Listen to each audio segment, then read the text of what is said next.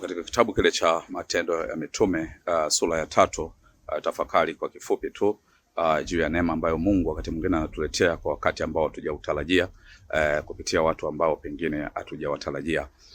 Maandiko matakatifu, mtumishi wa Bwana, yanasema Petro na Yohana walikuwa wanakwenda kusali na ilikuwa saa 9 alasiri, saa 9 kule wanasema saa 9 mchana. Na pale katika hekalu waliokuwa wanakwenda ilikuwa inaitwa hekalu lenye mlango mzuri, hekalu la mlango mzuri Yerusalemu pale. Na hapo palikuwa na watu wengi wanasali, wengine walikuwa ndani ya hekalu, lakini maandiko matakatifu yanasema kuna mtu mmoja alikuwa nje ya hekalu ambaye alikuwa ni kiwete, na yeye alikuwa kiwete tangu kuzaliwa kwake. Na Biblia takatifu ukisoma ule mstari wa 22 kitabu hiki cha Matendo ya Mitume sura ya 4, utaona yule bwana alikuwa na miaka zaidi ya 40 akiwa katika hali ile. Alizaliwa akiwa kiwete.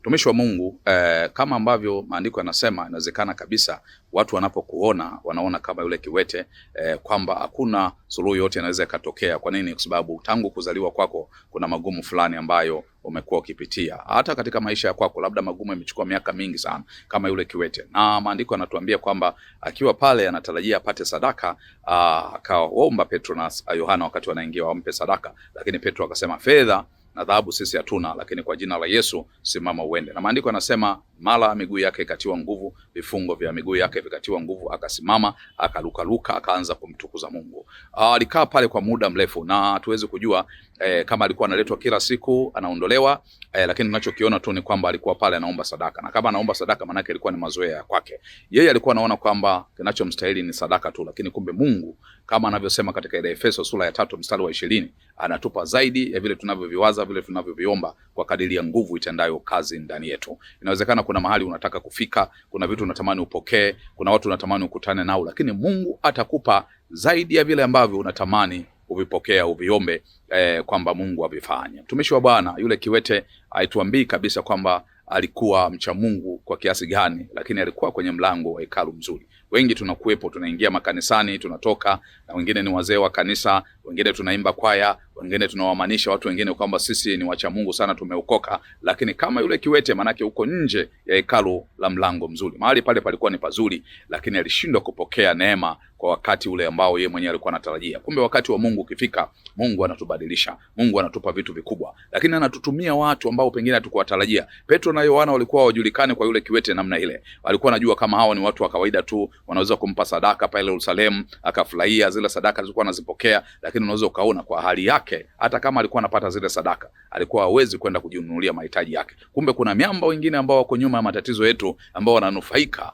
na kile ambacho tunacho, kile tunachopewa, kile ambacho watu wengine wanatusaidia. Kwa hiyo walikuwa wanapokea ile sadaka yule kiwete, lakini atakuwa alikuwa anawapa watu wengine waende sokoni, waende wakamnunulie vitu na kadhalika na kadhalika. Na katikati ya hayo, inawezekana kabisa kama zilivyo katika hali ya siku hizi, familia na hata kwenye makazi yetu, kwenye mahuduma, kwenye taifa, kwenye ofisi, kuna watu ambao wanachukua faida kutokana na magumu ya watu wengine, wanachukua faida kutokana na mapito ya watu wengine. Kwa hiyo watakuwa walikuwa wanatengeneza mazingira hayo. Yule jamaa anachukua sadaka, akiwapa wanakata kidogo, alafu wengine wanawanufaisha wao. Lakini wakati wa Mungu ukifika, unajua Mungu anabadilisha hali ya hewa. Yule kiwete alizalaulika pale kwenye hekalu, alizalaulika pale Yerusalemu, na Yesu pale ndio Yesu ambapo alifanya miujiza pia, alikuwepo pale, ndo alipofia pale. Unaweza ukajiuliza, Yesu alikufa akiwa na miaka 33 na alipiga huduma miaka 3, na yule kiwete alikuwepo, alikuwa na miaka 40. Maana yake alimtangulia Yesu katika huduma yake, lakini Yesu hakuweza kumponya. Sio watu wote wataguswa moja kwa moja na Mungu wakaponywa, lakini mikono ya watu itawasaidia. Kwa hiyo usidharau kila mtu unayekutana naye kila siku. Uweze kujua muujiza wako ameubeba nani. Yule kiwete muujiza wake ulibebwa Petro na Yohana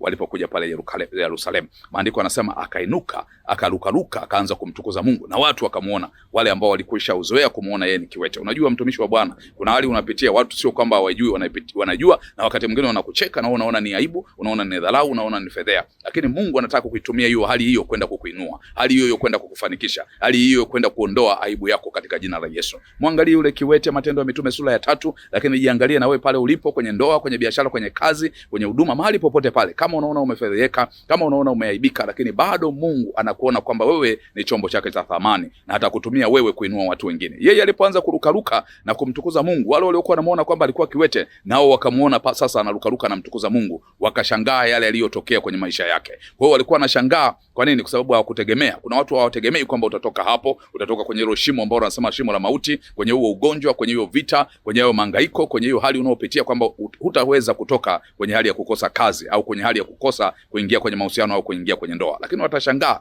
pale ukianza kurukaruka na kumtukuza Mungu, utakapoanza kuonekana katikati ya watu ukiwa na neema kubwa ya furaha. Wengi wanatamani upite kwenye hali hiyo kwa muda mrefu, hali ya kuchoka, hali ya kulia, hali ya kujitafakarisha kila siku, hali ya kuona kwamba Mungu amekusahau. Lakini natamani wakati wa Bwana uwe sasa. Katika kipindi kile kile cha yule kiwete, ndio kipindi ambacho Mungu alifanya miujiza mikubwa sana kupitia mikono ya mitume. Yeye ndiye aliyeanza kufungua miujiza mikubwa kupitia mikono ya kina Petro. Utaangalia ile Matendo ya Mitume sura ya 4 mpaka ile sura ya 13, mambo makubwa yanatokea.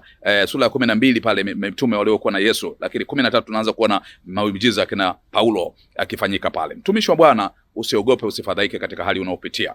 Unaweza ukaamka asubuhi ukadhani kwamba ndio siku yako imeishia hapo, ukadhani kwamba hiyo hali unayoendelea nayo itafika jioni, lakini yule kiwete alipokea neema wakati wa majira ya saa 9 mchana, saa 9 alasiri. Kwa hiyo ombea kila saa ya kwako unayopitia. Inawezekana leo ni magumu, lakini kesho pia inawezekana saa hii ni magumu, lakini baada ya dakika 2-3 Mungu atakutoa kwenye hilo jeraha na maumivu hayo. Ndani ya dakika moja tu yule kiwete akainuka alipotamkiwa kwa jina la Yesu. Nami ninakutamkia kwa jina la Yesu, yote ambayo unapitia, Mungu akakuangalie na akakufungue, akakuponye, akakubariki, akakuinue, na watu wakashangae yale ambayo Bwana ametenda kwako. Ninakuombea amani ya Bwana. Mungu akulinde leo, Mungu akufanikishe, Mungu akuinue na kukugusa katika kila pito unaopitia katika jina la Yesu, na Mungu awe pamoja na wewe katika jina la Baba, Mwana na Roho Mtakatifu. Amen. Uwe na siku njema. Mungu akulinde. Amen.